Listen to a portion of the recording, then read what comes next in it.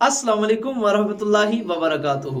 बाबा जी कहते हैं, एक बहरूपिया मुख्तलिफ रूप अपना कर बादशाहों के सामने जाता और उनसे तरह तरह के इनामात वसूल करता। एक मरतबा वो बहरूपिया और औरंगजेब बादशाह के सामने गया और बादशाह से कहा कि मैं बहरूपिया हूँ और मैं आपके सामने तरह तरह के रूप अपना कर आऊँगा।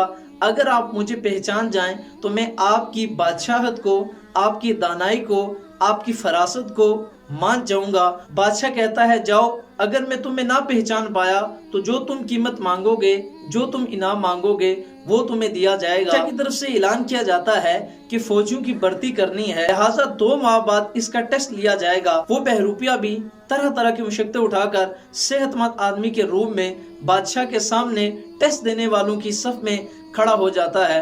बादशाह 3 से 4 आदमियों का टेस्ट लेता है, उन्हें पास करता है। जब इसकी बारी आती है तो बादशाह मुस्कुराता है और उसको कहता है, ये लो 10 दिरहम, तुम्हारे आने जाने का किराया है, मैंने तुम्हें पहचान लिया है। कुछ दिनों के बाद बादशाह सफर पर जाता है और भिखारियों को सदका खैरात करता है।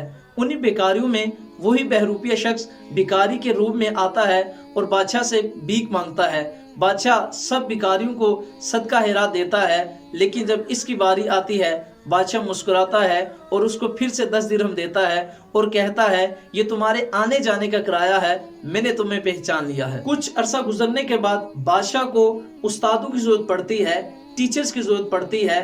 ये शख्स टीचर का गेटअप अपनाकर, टीचर का लिबास अपनाकर उस सफ में खड़ा हो जाता है। बादशाह चंद आदमियों से सवालात करता है। जब इसकी बारी आती है बादशाह मुस्कुराता है, 10 दिरहम देता है और उसको कहता है, ये तुम्हारा आने जाने का किराया है, मैंने तुम्हें पहचान लिया है। 3 साल का अरसा गुजरने के बाद बादशाह अपने लश्कर समेत जिहाद पे जाता है। रास्ते में देखता है कि एक पहाड़ी पर लोगों का हजूम है, लोग आ जा रहे हैं। बादशाह लोगों से पूछता है कि यहाँ पर क्या मसला है, लोगों का हजूम क्यों है। लोग बताते हैं कि यहाँ एक अल्लाह वाला बैठा है, एक फकीर शख्स बैठा है, लोग उससे दुआ करवाते हैं और उसकी दुआएं कबूल होती हैं। बादशाह नरम मिजाज और नरम तबीयत के मालिक होते हैं, लेकिन बादशाह बामुशक्कत पहाड़ी पर चढ़ता है और उस फकीर की जानब उसको मिलने के लिए आगे बढ़ता है।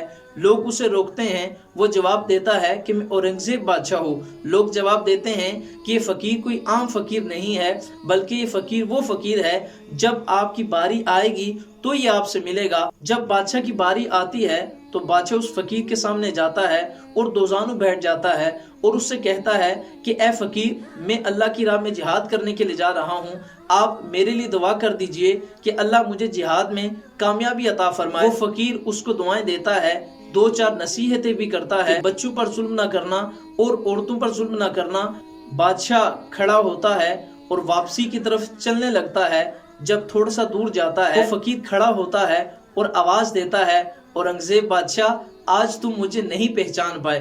औरंगजेब बादशाह हैरान होता है। क्या कहता है, आज तुमने मुझे नहीं पहचाना, तुमने मुझे कहा था कि जिस दिन तुम मुझे ना पहचान पाए मुझे मुंह मांगी कीमत, मुंह मांगा इनाम दोगे। बहरूपिया कहता है कि बादशाह, तेरे पास सबसे कीमती जो शय है वो तेरे ताज पे लगे हुए हीरे हैं, तू मुझे ये ताज दे दे। बादशाह सर से ताज उतारता है और उसके कदमों में रख देता है। बादशाह वापस मुड़ता है और वापसी की जानब चलने लगता है तो उस बहरूपी की आवाज आती है, औरंगजेब बादशाह, रुक जाओ। वो बहरूपिया कहता है कि बादशाह, ये ताज वापस ले जा, मुझे इस ताज की जरूरत नहीं है।